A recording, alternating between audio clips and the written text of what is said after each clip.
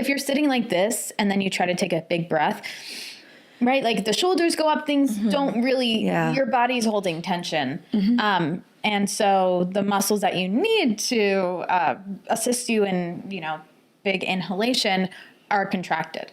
So, or maybe contracted in a way that we're not trying to get them to contract. So I really like that. Just like allowing yourself to have space. It doesn't mean you're going to sing every song like this, but it just gives you the opportunity to expand. Yeah.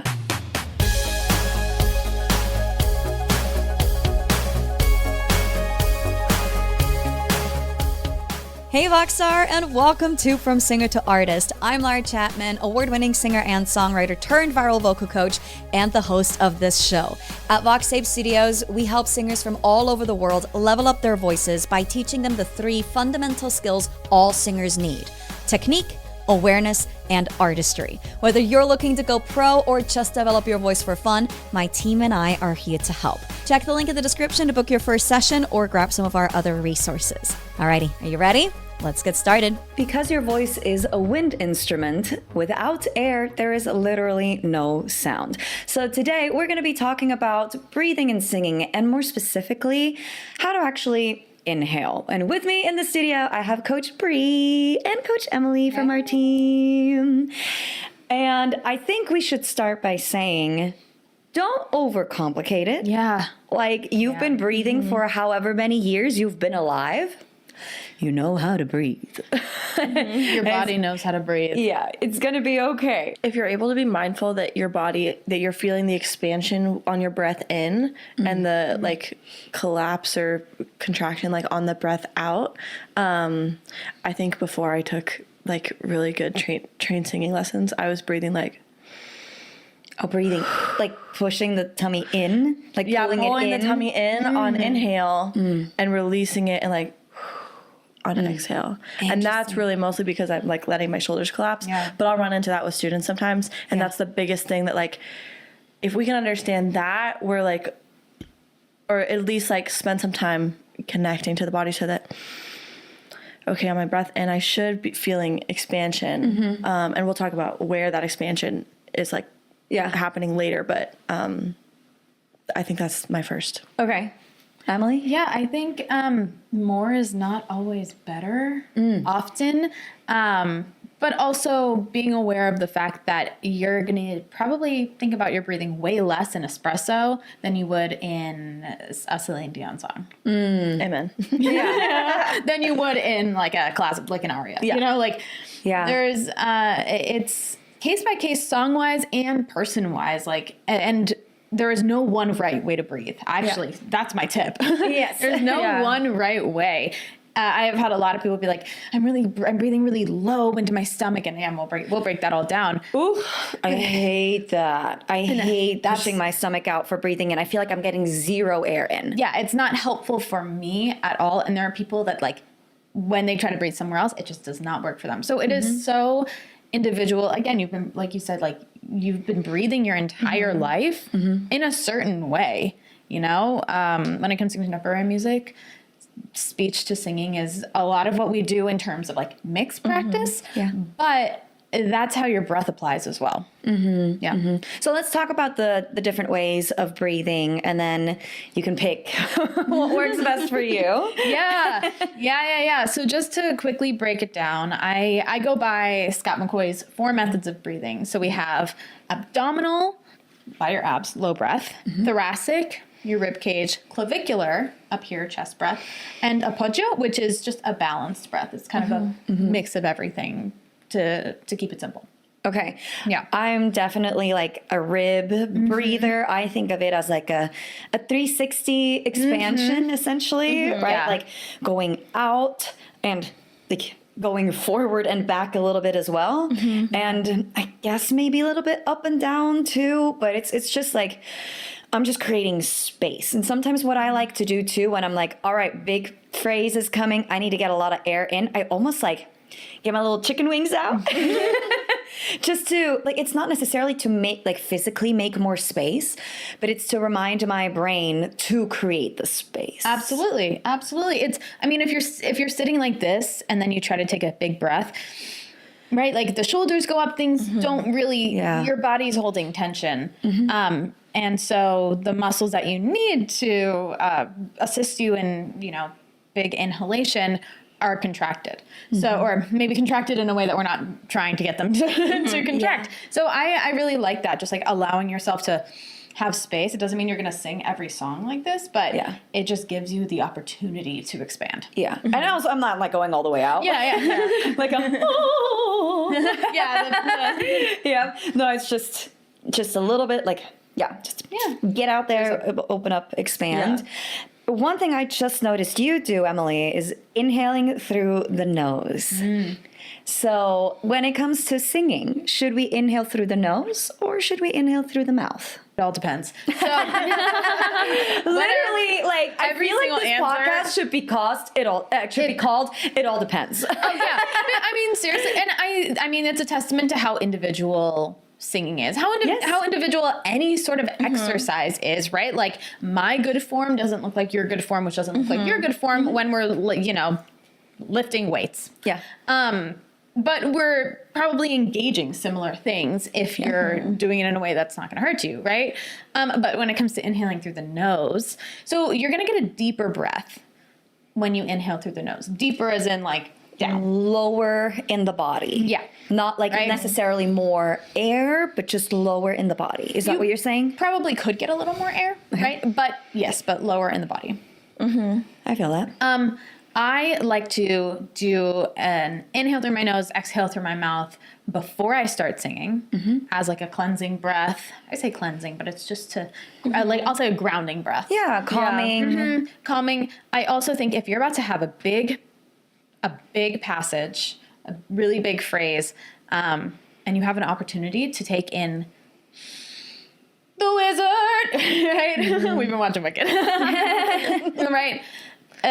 Go for it if that's what works for you. Some people, like, that just totally clicks for them. When it comes to a catch breath, like, good luck. It's not. The one thing about like breathing in through your nose is that air then is moving through all your sinus cavities and like nasal passages, which is gonna like help the air be a little bit more moist. So it might not feel as drying as like breathing in through your mouth, but I've definitely had singers come in like, and they're trying to sing a whole song and I'm like, what is going on? Why are we not like, and then I'm like, oh, because we're breathing in through our nose every time. And so like you said, like it is helpful in some cases, but I don't think I would ever recommend, actually, that's not strong enough. I would never recommend somebody to sing an entire song only breathing in through your nose. Yeah. I never breathe in through the nose. I can't. It just doesn't work for me. Like, nope, we got to breathe in through the mouth. Even if I have so much time to take in a good nasal breath, because breathing in through the nose, you can't get as much in the same amount of time in. That's the mouth opening is much bigger. So you can get more air in a short amount of time, which goes back to what you were saying, Emily, with the catch breath. A catch breath is a really, really, really short breath when you're like in the middle of a phrase or between two phrases that are like go, right next, like right after each other, and you just don't have a lot of time to breathe. You take just a little bit of a catch breath. Song. If you want to run away with me, I'll see, and I could take you for a ride. Well, okay, that's not necessarily fast enough to be a catch breath, but I think there's a couple in there. I guess that's all. Yeah, there's a musical theater song, like the most iconic patter song ever. Part of me is everybody there because if everybody's there, I want to thank you all for coming to the wedding. I'd appreciate you going even more. I mean, you must have had lots of better things and not a word to about. I mean, I'm probably not the man I'm going to marry, but I'm not. Whatever. Huge.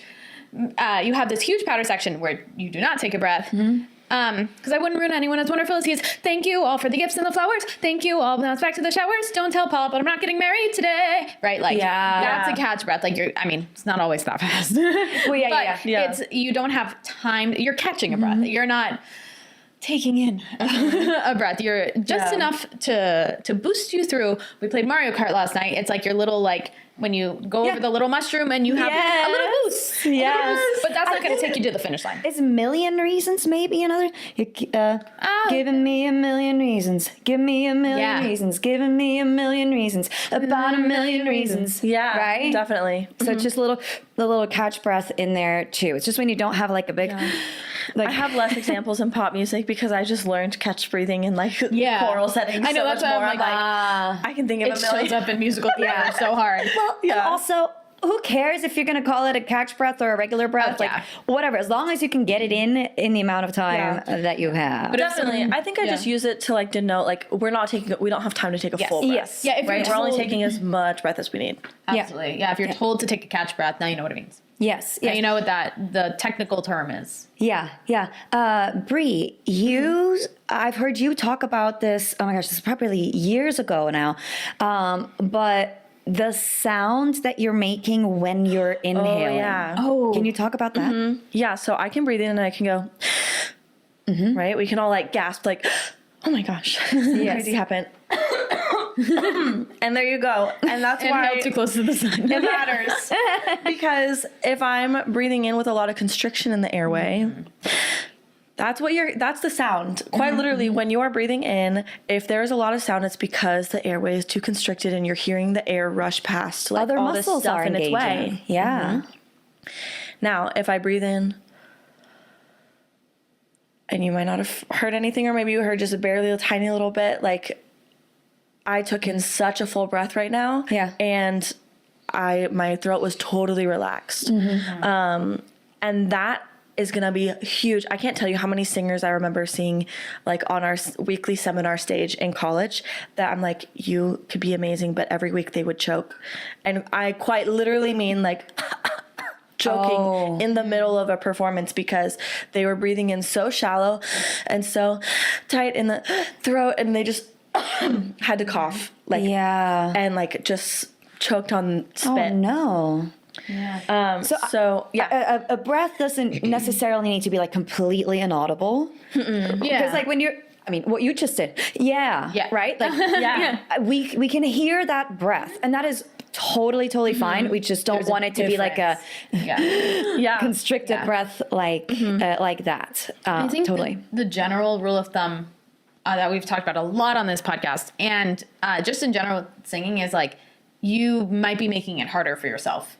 Yeah. By like I'm getting in the biggest breath possible. Right? Like, you can take in a really big breath that way and it's going to feel like, wow, look at me. I took in a huge breath. Yep. Or you can do what Bree just did and just take in the same size breath, probably even more with way less effort in. Therefore, you're going to have way less effort out. Yeah. Oh my God, way less effort out.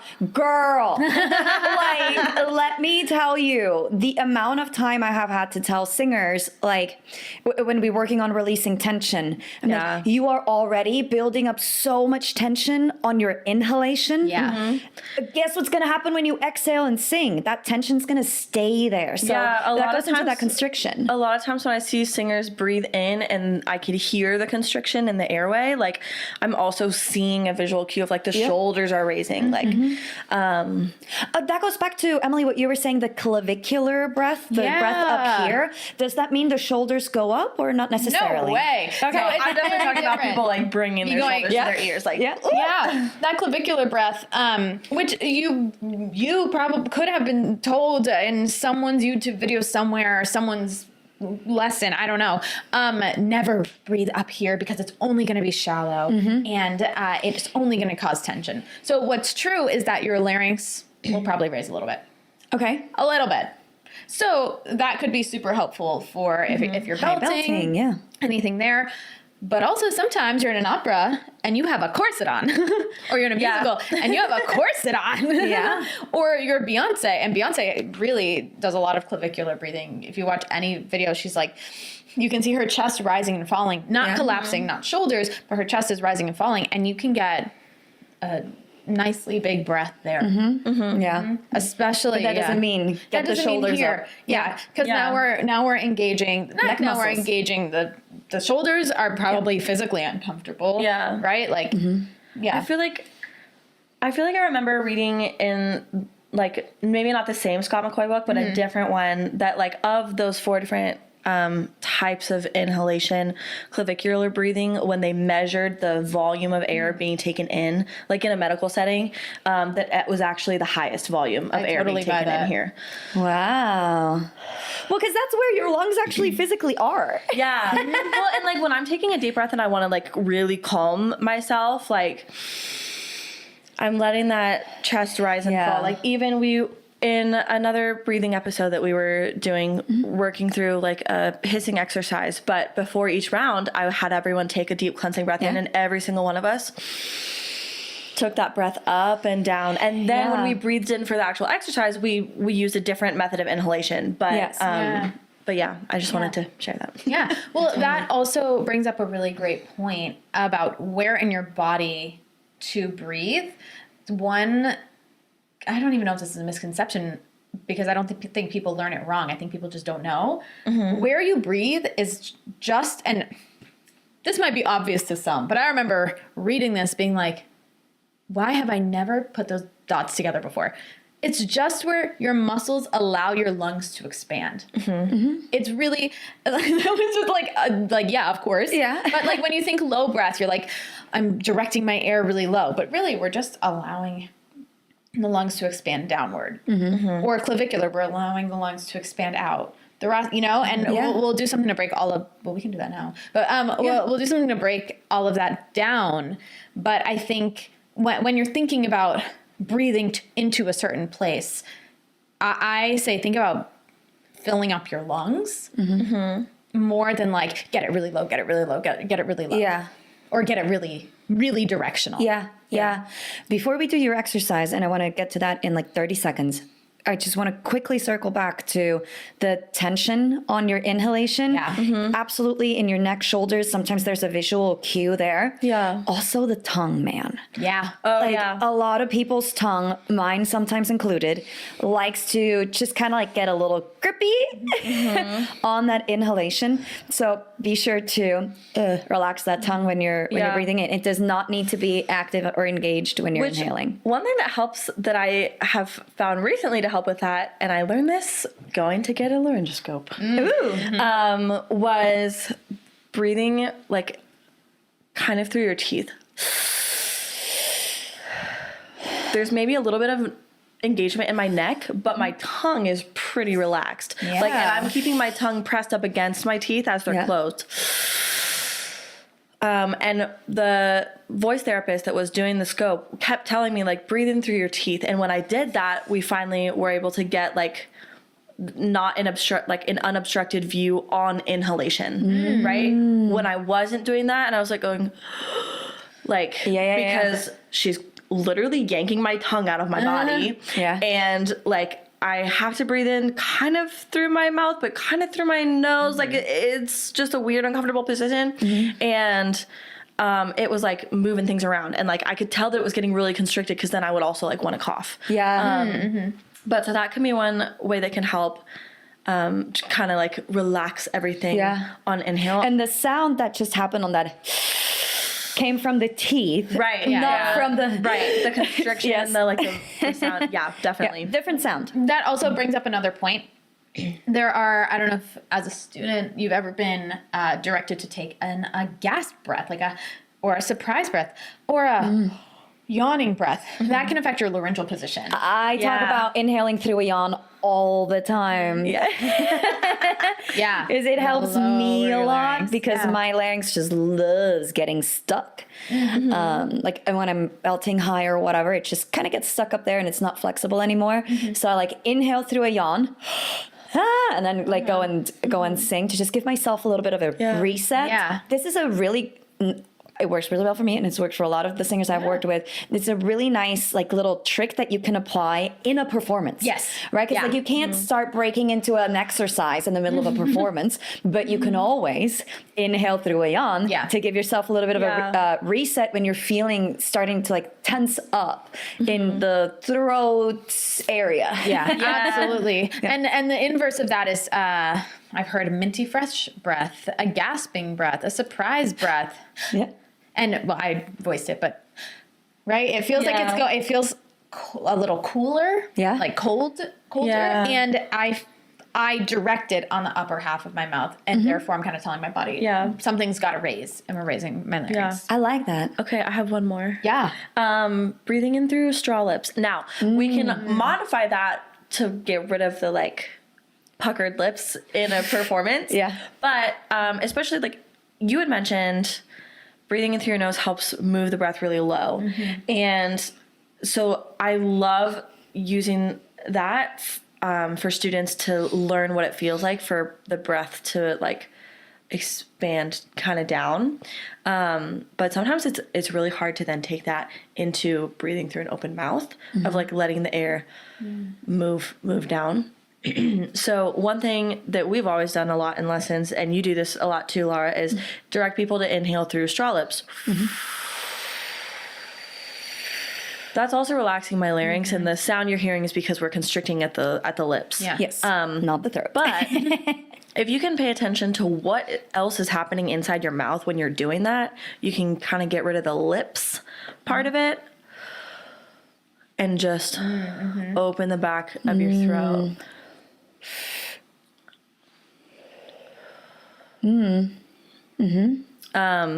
Anyways. No, I like that. Food for I like that too. Yeah. It's an alternative to breathing in through the nose. Yeah. Yeah. Yes, absolutely. Yeah, just for helping like directional like breath. And that's absolutely like, I'll tell students to practice with that sometimes. I'm like, Oh, I've said it to people too. And you're gonna I got it from you. Stole it from you.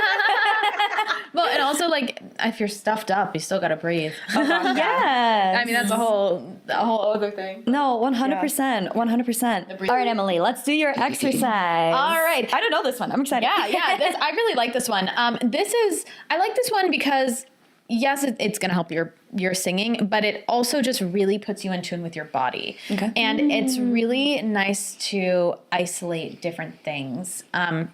So for this, we are going to work through those 4 methods of breathing. I'm going to call them a couple like kind of different things, but I'll reference just because it's easier to give directives that way. Yeah. So, well, first, right before I start, where do you tend to send your breath? Is that something you're aware of? / when you typically breathe or think about breathing for singing?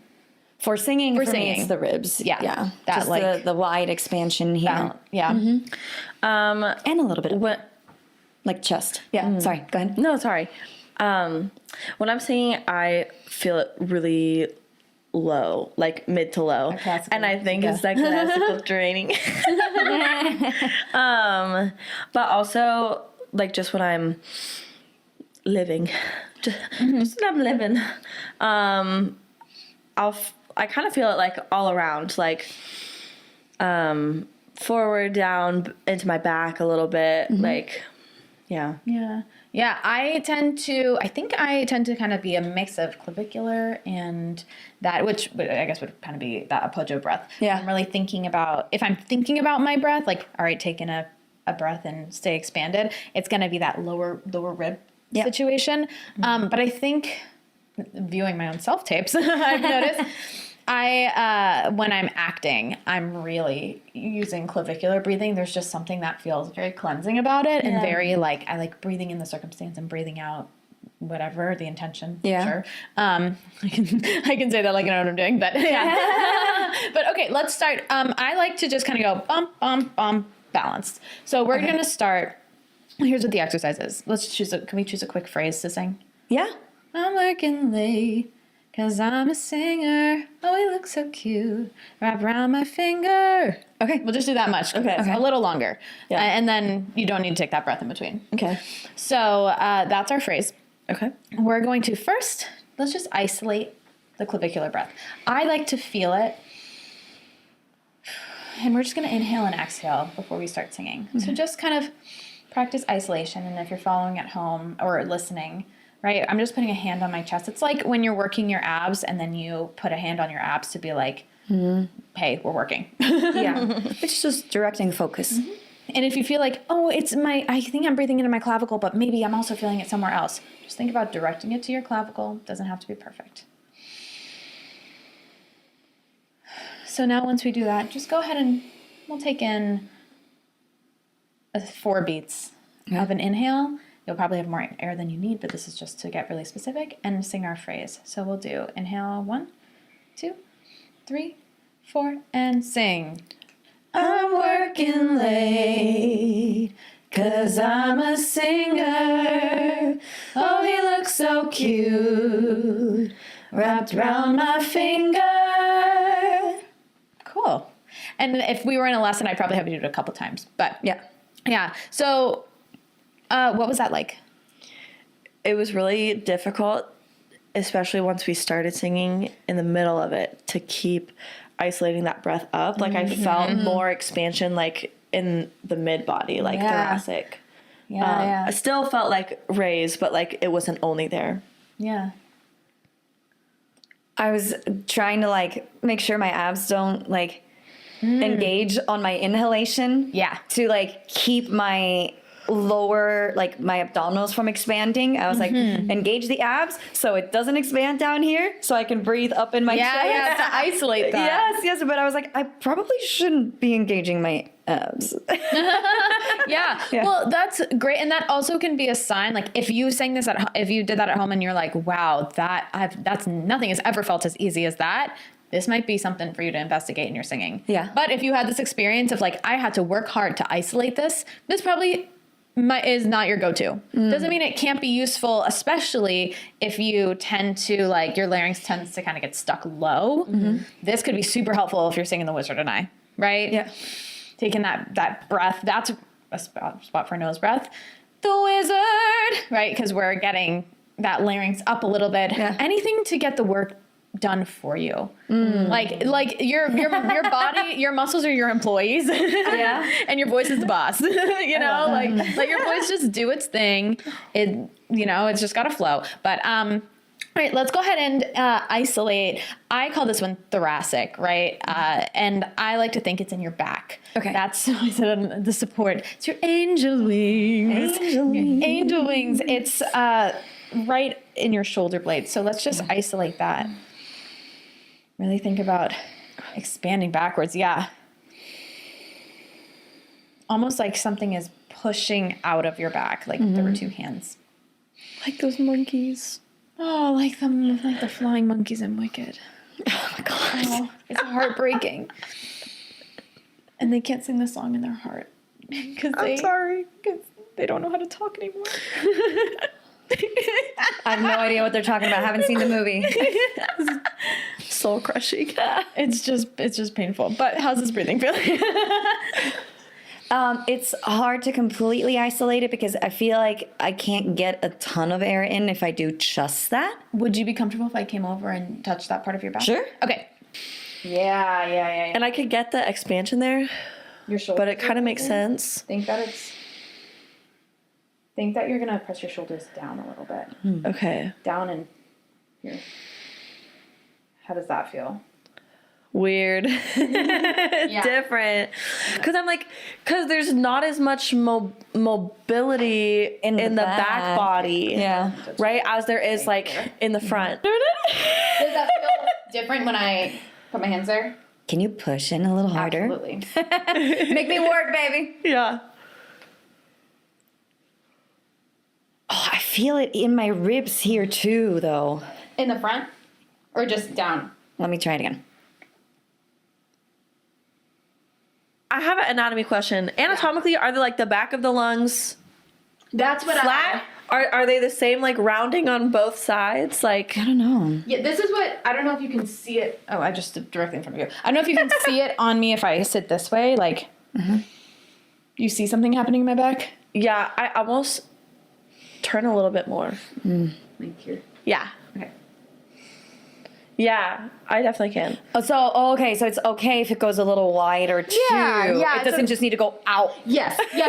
I'm like, my spine is there. I don't think it can just like two-dimensional like expand this. Yeah. They can't just like boom. But then that's why it's a thoracic breath. Like it's the rib cage, but we're just instead of directing the expansion forward, we're expansioning it in your back.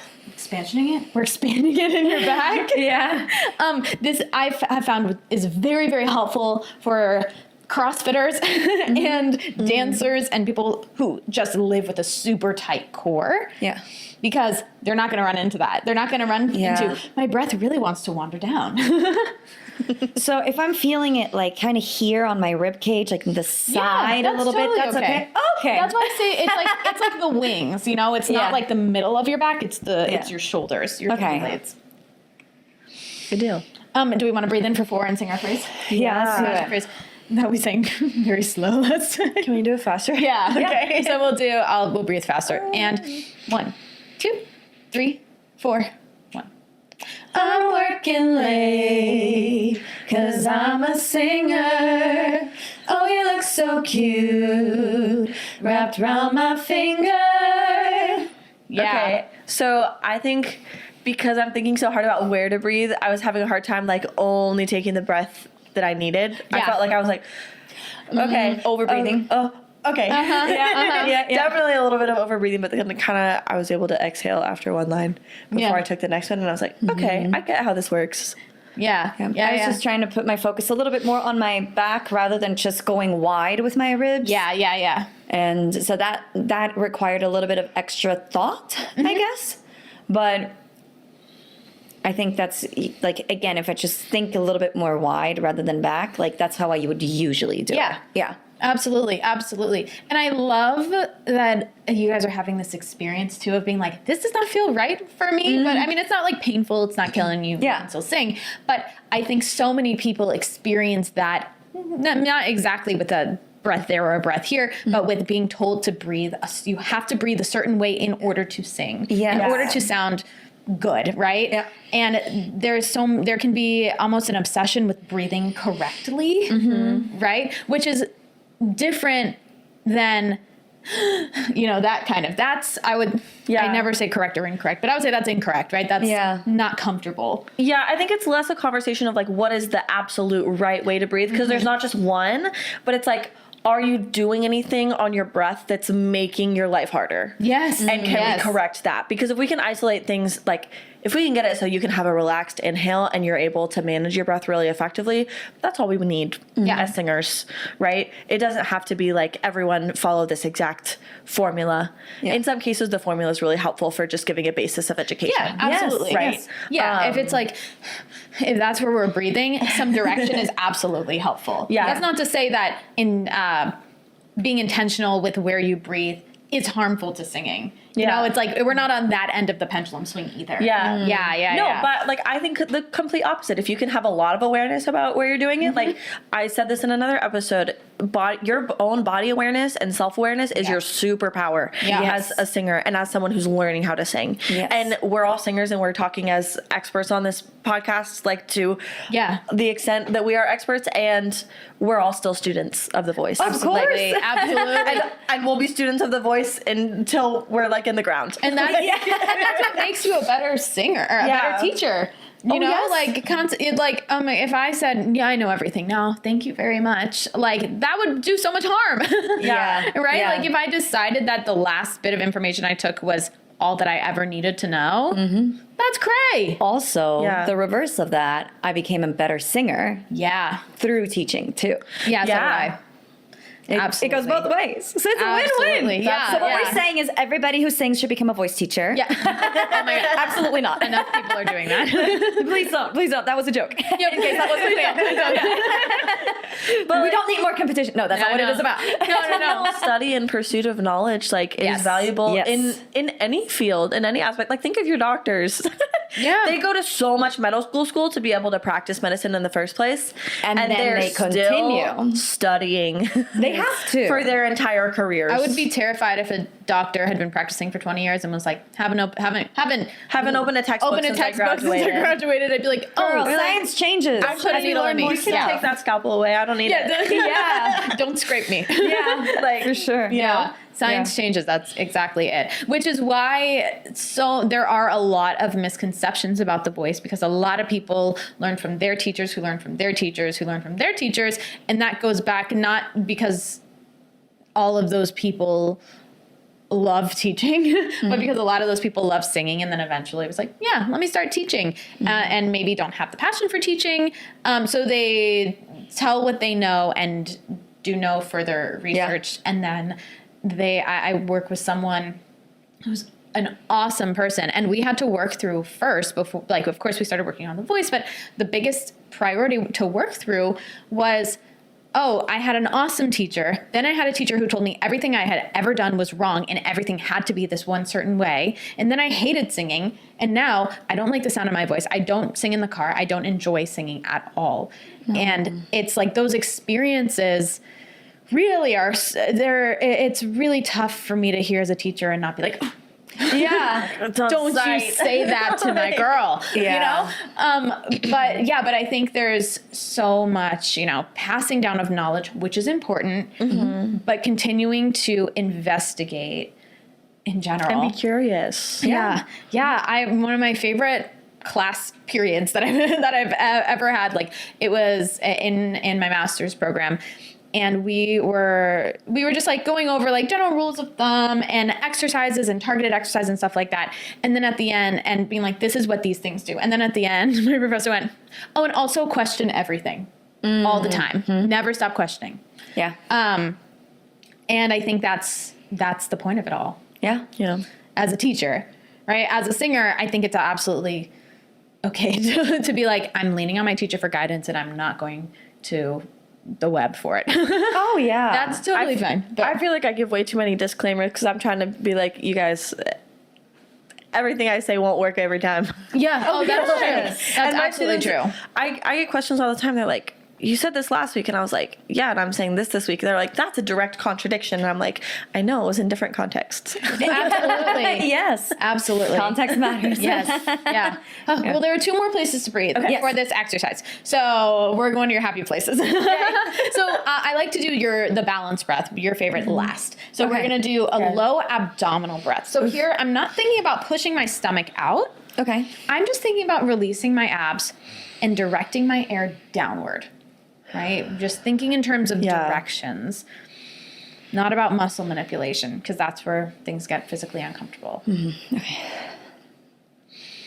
And as you guys practice breathing, I'll just say maybe it is helpful to some people to push their stomachs out and hold space down there. That's something that's, physically uncomfortable for me and doesn't affect my singing if I don't. So That is a method that I had done weightlifting in high school, and when I was trying to learn this in college, my prof was like, let your abs go. And so we were like way overcorrecting to like help like feel and allow the muscles to relax. And then we like were able to taper it back in of like, it doesn't have to go out that far every time. Yeah, I've done a lesson right after doing some Pilates or in undergrad dance classes. And I'd be like, wow, something's just out of balance. And my teachers have been like, let's do a Sphinx pose and stretch your abs for a second. And I was like, Yeah. oh, wow, everything's so much easier now. Yeah. So now, before we talk about it, let's just do Sabrina. We'll inhale in 1, 2, 3, 4. 1, 2. I'm working late. I'm gonna speed us up a little bit. 'Cause I'm a singer. Oh, we look so cute. Wrapped around my finger. Yeah. I noticed something in all of our tones. Did you experience something? Well, it was just like, it felt more like I'm used to singing and more I'm comfortable in like using this part of my body to control the rate of exhalation. Yeah. I wasn't over breathing for this one because I literally can't when I'm breathing into my stomach is how I would like describe this, breathing into my stomach, right? Not that that's how it actually happens, but anyways, that's where I'm feeling it, right? Like tummy expansion. And so with the other ones, I was just so focused on like getting the air in these other areas that I was over breathing for those short phrases. Yeah. So for this example, it works really well. Yeah. But had I had to sing like, and I will, no, it never would have worked. And it would have brought you to, lowering your larynx is helpful for you. Yeah. Because we all went, instead of, I'm working late, we all went, I'm working late. Yeah. 'Cause I'm a singer. Right? To exaggerate a little bit. But that tracheal pull occurs, which is exactly what it sounds like. Your larynx lowers. Which is exactly why it was like a preferred breathing method for like classical training. This is like the preferred. Yeah. I'm not saying that everybody does that all the time, because you're going to train that and then wear a corset. Yeah. And be like, what? But that's where a lot of, this is for the Hot Takes podcast, but a lot of teaching for singing comes from classical teachers teaching class, kind of that pattern that I talked about. And that is not bad, but that is not the same. Those rules do not apply directly. Yeah. Right? Like every classical rule, if you apply what you need to do to prepare for an aria to espresso, girl, you're gonna be, I'm working late. Yeah. Right? And that's physically uncomfortable to do. That's not the sound that we're typically going for. Yeah. That does not mean, so that is to say, classical training is not the foundation of, like, people who have classical training, it does not make you a better singer in general.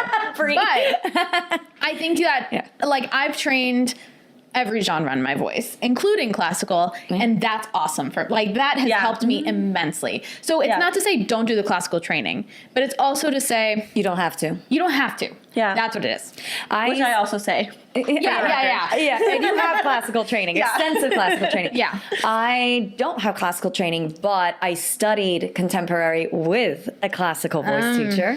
And I loved her. She's my favorite person and loved her as a teacher. And then I was auditioning for a college in Zurich to study contemporary voice. And they were like, who's your voice teacher? And then I, told them who my voice teacher was, and they're like, "Oh, we don't know her." And it's like, she doesn't perform contemporary stuff. She performs in operas, like classical stuff. And they're like, "Oh, that makes so much sense. You really should take lessons from a contemporary teacher." And I was like, you. I love my voice teacher. Yeah. You don't know what you're talking about. Like 17-year-old Laura, whatever, right? Like loved her. And I've learned so much from her, and I love her to death, but there is a difference. Yeah. there is a huge difference. Yeah. Which, and to that point, and I know we're drifting a little away from breath, but like there, I think, are two qualifying aspects of like that you need to consider when you're looking for a vocal coach.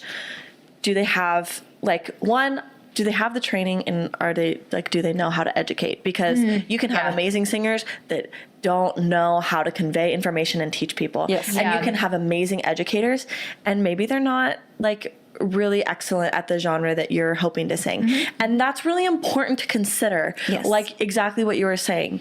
I studied classical music from excellent classical singers, and I felt like I learned so much from them. And they were also excellent educators. And then I was able to take some like commercial and like pop lessons from, and even like R&B from another coach at the school who was an excellent and is an excellent pop and soul singer. And that made a huge difference. Like my teacher who taught me classical could not have taught me how to sing pop. Yeah. Yeah. And I see this all the time in intro lessons. People coming in, they're like, I took classical lessons. And I'm like, oh, did you want to do that? And I'm like, no, I just really want to sing Sabrina Carpenter or whatever. I'm like, so why did you take classical lessons? It's the first available, usually. First available access. Yeah. Access 100%. I mean, it's really in the past 50 years, I think, is being a little generous, that we've been studying the contemporary voice. Yeah. I mean, there's an article. Yeah. There's barely like master's programs on contemporary voice. Yeah, there are like a couple. There are a couple. Like I am fortunate to get my master's degree in vocal pedagogy, CCM, contemporary commercial music. Yeah. And I still studied classical for a semester in that, right? Yeah. Like it's so deeply ingrained, and there's a lot there that I say sometimes when I don't want to start talking too much in lessons. I'm going to stand next to my soapbox. Yeah. I'm not going to get on it, but just know we could get there. Very deeply. We'll circle back to that in another episode. But it's very deeply ingrained in all the voice, which is, getting into a hot take, like correct singing, correct things. Like I very rarely, unless I'm talking about pitches, I would say, like things that are actually objective. I don't say right or wrong or correct or incorrect. Like I use words like sustainable. Or good or bad. Or good or bad. That's huge. Yeah. I don't say that sounded good. I was like, how was that experience for you? Well, that's really awesome.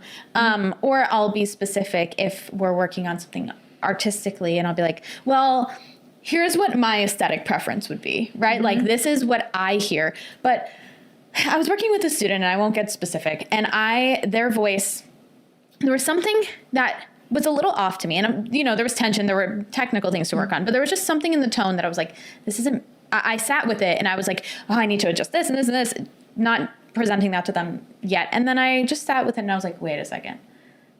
I think I was listening to like a very, very popular band. I don't want to give any information because I don't want anyone to think that it's them. I don't work with them anymore. But I was listening to the radio and this band came on and I was like, oh my God, this person sounds exactly like this lead singer. I bet if I isolated this lead singer's vocals or they came into a voice lesson, not as a famous person, I would view it and be like, okay, there's a lot we need to adjust to get their tone to my aesthetic preference. And it's those realizations as a teacher where you're like, I am not the Bible.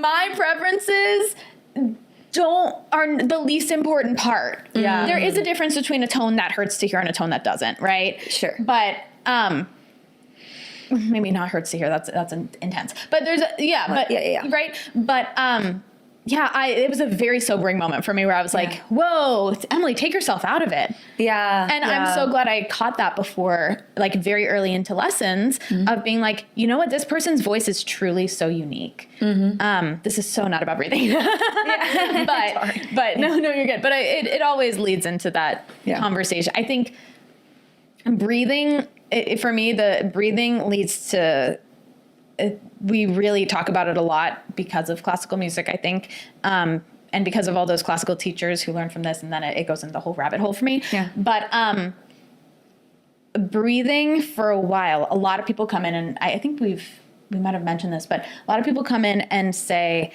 that they really, really need to work on their breathing. Oh my God, all the time. And I'm like, girl, no.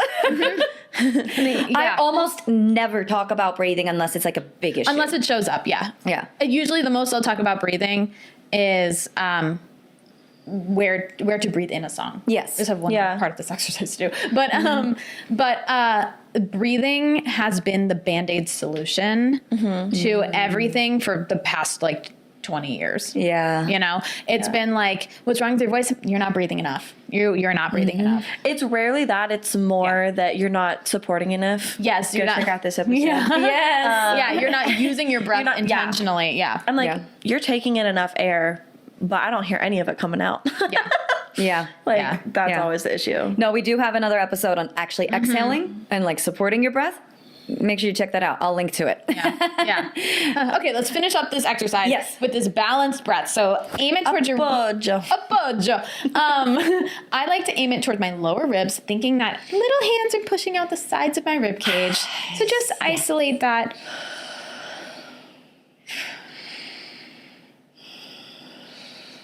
Breathe in a couple times, and then we'll just start one.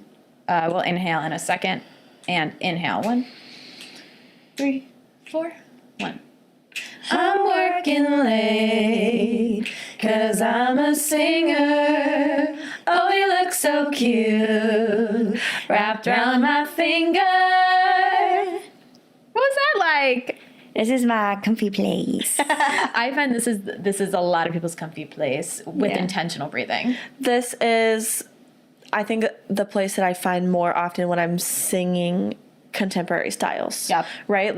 I'm singing classical styles or really, really, really intensive ballads. Yeah. I'll use go for the lower breathing. But this felt really comfortable and natural to me. And I'll say that it doesn't feel comfortable and natural because it's my first day doing it.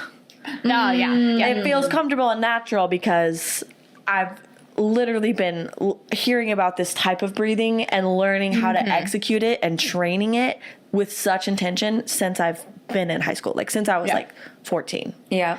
And my coach at that time, literally, she had a oh my gosh, like a foam strap with Velcro, and she would affix it around my rib cage. And if I let my ribs collapse, we're starting the song over. If that strap fell because I let Yeah. Because you physically the collapsed. chest wall collapse. Interesting. Yeah. It was like, start over. We also, our tones were not colored by like specifically a high larynx or specifically a low larynx. Yeah. It sounded very neutral. Yeah. Very neutral. Yeah, totally fair. Totally fair. Yeah. Well, thanks for breathing with me. Thank you.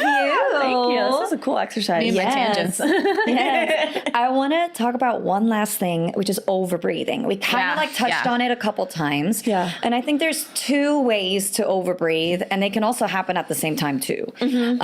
One is breathing in too much at once. Yeah. And one is breathing in too frequently. Yep. Like taking too many breaths. Yeah. Which then also leads to too much. So I think you always need to have the phrase that you're about to sing, have that in mind and breathe for that phrase, not just always max out your capacity. Yeah, absolutely. Yeah. Absolutely. So when you breathe too deeply or way too much, right? There is a little reflex in our lungs that's like, alert, alert, alert. Yeah. This is bad. This is bad. And that air shoots out, right? That air shoots out often going right to your throat, causing you to cough, or it creates like a really intense tickle in your throat. Or it just needs to force itself out because your body's like, I hate this. I hate this. I hate this. So that's one thing that happens there with the breathing too frequently. I mean, that's on paper, that's called hyperventilation, right? I mean, we think of hyperventilating as like, but I mean, that's part of it. And when you keep taking in, like if you have, let's say you have a jar and you're putting water in it, and I don't know, you have a big pitcher. I'm going to ditch the analogy. So it's like, there's way too much going on here. But if you have your lungs, right, and you take in a little bit of air and then let out this much, and then a little bit of air, and then you let out this much. And this, It just keeps expanding. It keeps expanding, and that air doesn't get out of your lungs. This is often when people feel like they can't get enough air, because what's happening, that oxygen turns to CO2 in your lungs. Or you start to feel lightheaded. Yeah, exactly. And you're like, oh, I'm not getting in enough breath. So this is something I just worked with a student on. But so what I'll typically do if you're like, wow, that's really, really relatable, just do a huge exhale before you sing, and then a small inhale, and see how long you can go. I do exercises sometimes where I exhale and then sing on empty lungs on purpose. Yeah. So that there's not like too much pressure, like especially for like really high notes. So I'm not like going like anyways. Yeah. And that brings up another thing too, which is lung capacity. Yeah. So a lot of times people like they say like, oh, like I need to work on my lung capacity so I can get in more breath. And I'm like, if you were to sing classical, then okay, yes, we can talk about that and probably work on that. But that's not what we're doing here. Yeah. We're singing espresso. And even if we're singing Whitney Houston, if you have functioning, like quote unquote, normally functioning lungs, you probably don't need it. If you have like asthma or you had some sort of injury, illness, something that affected COVID a bunch of times. Yeah. COVID a bunch Had of times. Long COVID. There you go. Like sure, that's different, right? But I'm talking about if you have no lung issues and you're just good to go, then we don't need to work on lung capacity in contemporary science. It's back to that misconception that I feel like I'm running out of air all the time. That must mean that I don't have enough breath in my lungs. Most of the time, that's wrong. Probably not the case. Wrong. We're just not using it effectively. Yes. And that's absolutely something I love to work on all the time. Yes. I nerd out about it with students. Oh, we will drill this. Yeah. I usually, like when people run out of breath when they sing, I tell them exhale more. Because it's the like active thought of like, I'm going to run out. I need to hold back. I need to hold back. I need to hold back. That makes them run out of breath. I know it technically makes no sense. Like how is like using less air making you run out of breath? Like how is that? No, it's like, but it totally is always that way. Because I'm a singer. I look so cute right around my finger. I said you so often. Yeah. It's that CO2 But I thing. still have so much. Like Exactly. Yeah, it's that carbon dioxide thing. It's like your body's like, this needs to get out of me right now. Yeah. Right now, this is, and then you feel physically full. Yeah, very much so. But for those people who do need more help with like taking in the air, if you have asthma, or I didn't have asthma as a kid and I haven't been diagnosed as an adult, although I do have my suspicions. The web does say. And my allergy nurses. If you check out the breathing exercise that we did in the breath support video, I walk through a hissing exercise where you're practicing budgeting your air. The first time I had COVID, I had it in conjunction with the flu. I had the OG flu-rona. This was before the vaccines were out, before like flu-rona was a word that was in the main chat. So you heard it here first. All right. And then it turned into a sinus infection, and then it turned into like a respiratory infection that moved into my chest. I was sick for 2 months. Oh my gosh. And this was... but when I got better and finally was able to come back to school, it was less than 3 months before my senior recital in my opera program, where I had to sing an hour-long concert of classical music, which is like running a marathon. Yeah. And I had like my lung capacity and like feeling like my ability to breathe in and use that breath felt like it was totally shot. Like all of my stamina that I built up in that program was gone. And this exercise is like almost single-handedly what brought me back. And I had COVID 4 more times after that. And it's what brought me back every single time. Yeah. Great way to end this. Go check out that episode, please. Thank you very much. I'll link to it below so that you can go check that out and, you know, work on your exhalation, your inhalation for like that specific exercise that you were talking about, but also talk a little bit more about exhalation and how to support, because at the end of the day, you sing when you exhale, not when you inhale. So go check out that episode. Anything else that you guys need to completely get out of your... No, I don't. I've gotten everything possible off my chest. Love it. Love it, love it, love it. Thank you, ladies, for joining me. You. This is very interesting. Thank you for tuning in. If you have any questions, let us know. If you want to work with us, you know where the link is to book a session. We can't wait to work with you. Otherwise, we'll see you in the next session. Bye.